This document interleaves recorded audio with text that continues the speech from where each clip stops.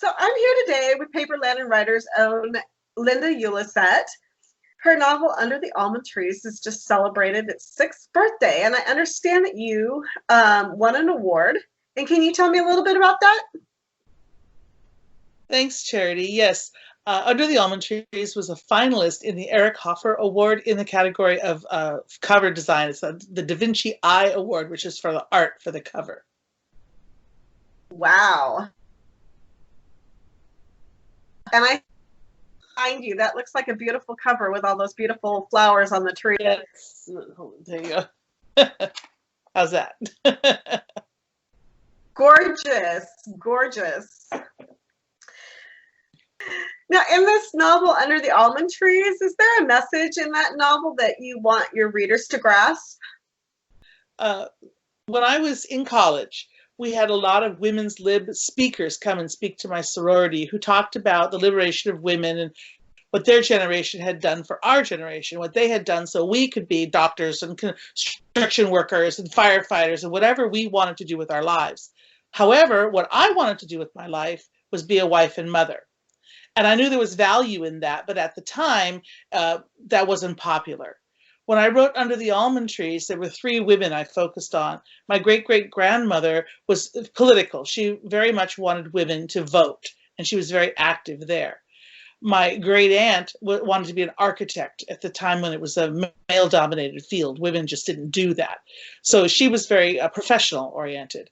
But my grandmother, even though she was very independent and very artistic, she really wanted a wife and family. So I wanted to produce that or put that in as a viable option for young women today.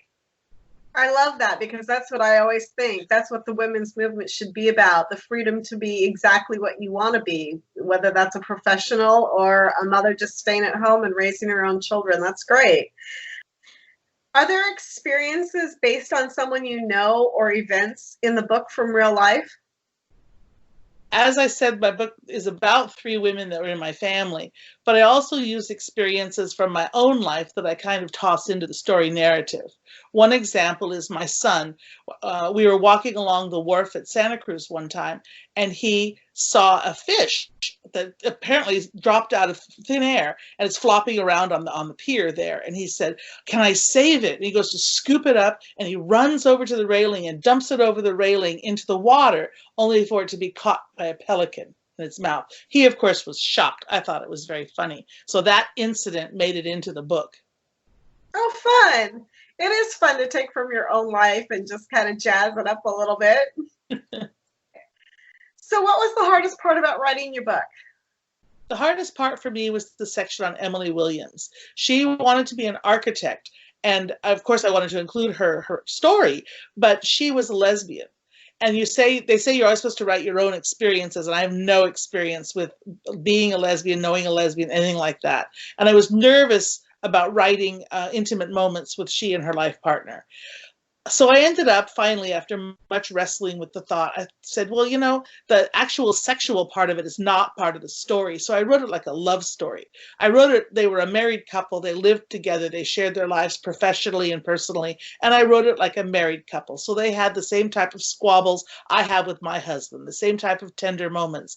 And it works. I've been told that by several people that it's their favorite part of the book. Very interesting. Yeah, that would have been a challenge, especially, when you don't have experience being around them.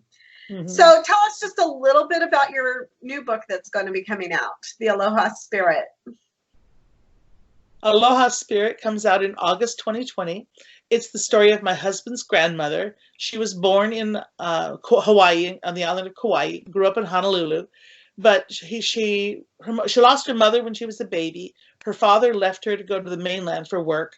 So she grew up in a Hawaiian family that was kind of hard on her. She was married and out of the house by the time she was 16, had 3 children and an alcoholic, abusive husband. So it takes her all the way through Pearl Harbor and her making the decision to make a change in her life. I'm not going to go any further. I don't want to ruin it for you. Sounds like it'll be fun, and everyone should be looking for that in August then. So if you want to get more information about Linda and her books and other of the Paper Lantern writers, just go to the website, www.paperlanternwriters.com, and take a look around. Okay, thank you, Charity. Thank you, Linda. Thanks. Bye.